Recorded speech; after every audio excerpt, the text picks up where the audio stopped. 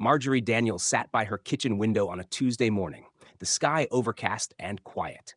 At 68, the silence had become her companion. Her husband had passed away 6 years earlier. Her only daughter lived across the country, busy with her own life. Friends? They had drifted, moved, or faded into the past like old postcards, warm memories, no longer reachable. She wasn't bitter, just still. The kind of stillness that hangs in the air when no one is expecting you. And you don't expect anything either. It was on one of those quiet mornings that Marjorie decided something had to change. She wasn't going to chase people or beg anyone to remember her birthday, but she also wasn't going to sit in that chair every day watching life go by. She realized if she didn't figure out how to be happy alone, she might never be happy again. At first, she made a list, not the typical kind with groceries or appointments. This list had only one title: What makes me smile when no one's around? The first answer was easy: sunlight on her plants. Then, hot coffee, old music, walking barefoot on the back porch. The list grew: watering the garden, reading a good mystery novel, scented lotion before bed. Slowly, Marjorie was building a map back to herself. She started waking up earlier, not because she had anywhere to go, but because she wanted more time with the quiet parts of the world. The birds before traffic. Left the creak of the old floorboards. She'd make her coffee, sit outside with a blanket, and just breathe. Being alone stopped feeling like an absence. It started to feel like space. But there were harder days too, days when loneliness crept in through the edges. On those days, Marjorie would cook something beautiful, just for herself.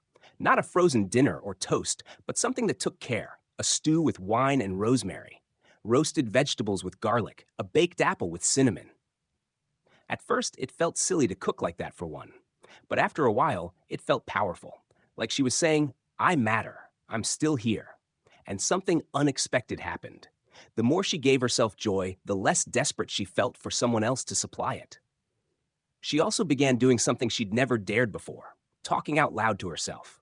Not full conversations, just small affirmations. You're doing great. Let's make the bed today. That looks pretty. Now, she didn't feel crazy. In fact, she felt more sane than she had in years. Her own voice, used gently, became a friend she hadn't realized she needed. One afternoon, she walked to the library and picked out a book on watercolor painting. She hadn't painted since high school. The first attempt looked like a soggy napkin.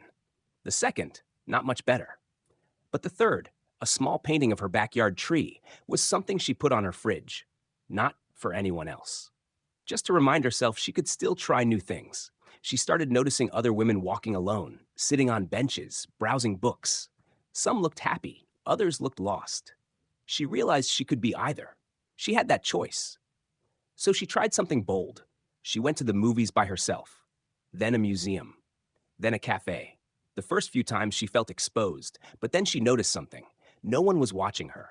No one cared that she was alone. In fact, the people around her were often too distracted or too lonely themselves. And once that fear left, freedom filled its place. She began making Sunday her solo celebration day. She dressed nicely, even put on perfume. She played music while she cleaned. She called it her little ritual of joy. Marjorie didn't find new friends overnight. She wasn't trying to. What she was building was more important: trust in herself. The ability to wake up in a quiet house and still feel a sense of meaning. One day at the farmer's market, she saw a woman around her age struggling to carry a box of tomatoes.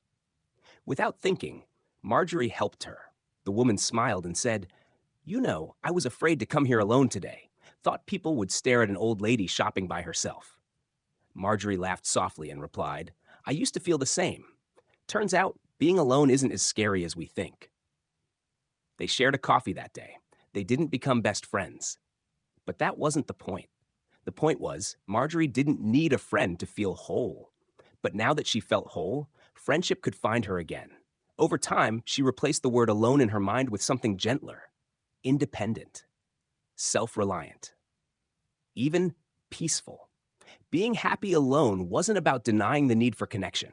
It was about not tying her worth to the presence or absence of others. It was knowing she could decorate her home, wear lipstick, bake a pie, or dance in her socks just because it made her feel alive. And in that quiet house on the edge of town, Marjorie lived, not waiting for someone to call, not wishing for the past, but rooted in the gentle, radical act of choosing herself.